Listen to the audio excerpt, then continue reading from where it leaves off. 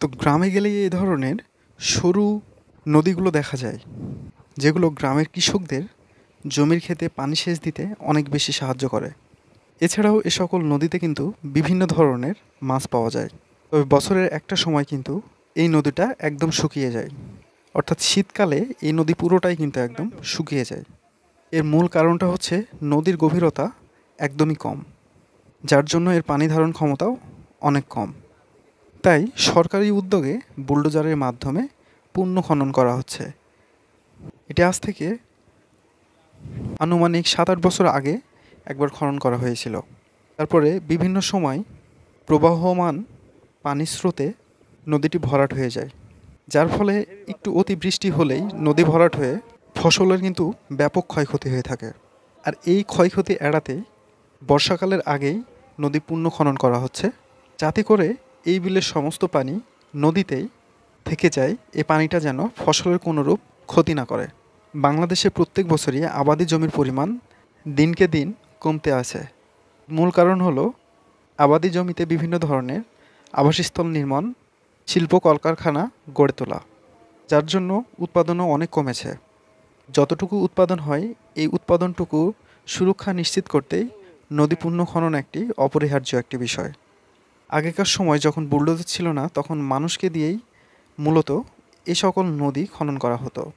তবে আধুনিক প্রযুক্তির সাহায্যে, এই এক্সকেভেটরের সাহায্যে, এক্সকেভেটর বা বুলডোজার যেটাই বলি না কেন, এটার সাহায্যে খুব সহজে এবং কম সময়ের মধ্যে কিন্তু নদী খনন করা হয়।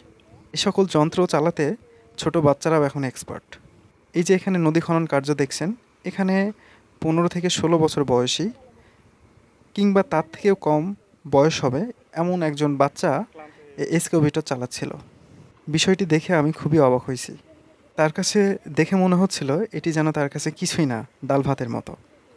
তো যাই হোক, যদিও এটি ভালো কোনো বিষয় নয় পড়াশোনা বাদ দিয়ে এই বয়সে কাজ করাটা। তো বিলের শীতল ঠান্ডা বাতাস উপভোগ করছিলাম, যদিও এই সময় প্রচণ্ড তাপদাহ চলছে। তবে আমরা যেখানে ছিলাম সেখানে বেশ কয়েকটি আম গাছ ছিল, যে আম গাছের নিচে আমরা বসেছিলাম এবং প্রাকৃতিক সৌন্দর্য উপভোগ করছিলাম। বিশেষ করে আমাদের গ্রামের নদীর এই জায়গাটা সবথেকে বেশি চমৎকার। তো হঠাৎ করেই 2টা বাচ্চা ছেলেকে দেখি এখানে গোসল করছে। তাদের সাহস দেখে আসলে আমি খুবই অবাক হই। এই যে নদীতে যে পানিটা দেখছেন, এটা কিছুদিন আগে এসেছে। অর্থাৎ কিছুদিন আগে এই যে পানিটা হয়েছিল, সেই পানিটা বিল থেকে নেমে নদী দিয়ে প্রবাহিত হচ্ছে। তো এই খনন কার্য যদি আজ থেকে আরও প্রায় 2 থেকে 3 মাস আগে, অর্থাৎ শীতকালে শুরু করতো, তাহলে এই ধরনের প্রবলেম হয়তো ফেস করতে হতো না। তো যাই হোক, সর্বোপরি কাজটা শুরু হয়েছে এবং একই সাথে বিভিন্ন স্থানে এরকম এক্সকেভেটর বা বুলডোজার নামিয়ে দেওয়া হয়েছে। চারিদিক থেকে একযোগে কাজ করা হচ্ছে। হয়তো অনেক এক্সকেভেটরের ফলে কাজটি খুব দ্রুতই কিন্তু সম্পূর্ণ হয়ে যাবে। সো এই ভিডিও যারা দেখছেন, আপনাদের গ্রামে কোন নদী প্রবাহিত হয়েছে কমেন্ট বক্সে জানাই দেবেন। আপনারা ভিডিওটি যে নদীটি দেখলেন, এই নদীটির নাম হচ্ছে জোয়াখালী নদী। ধন্যবাদ সবাইকে ভিডিওটি দেখার জন্য।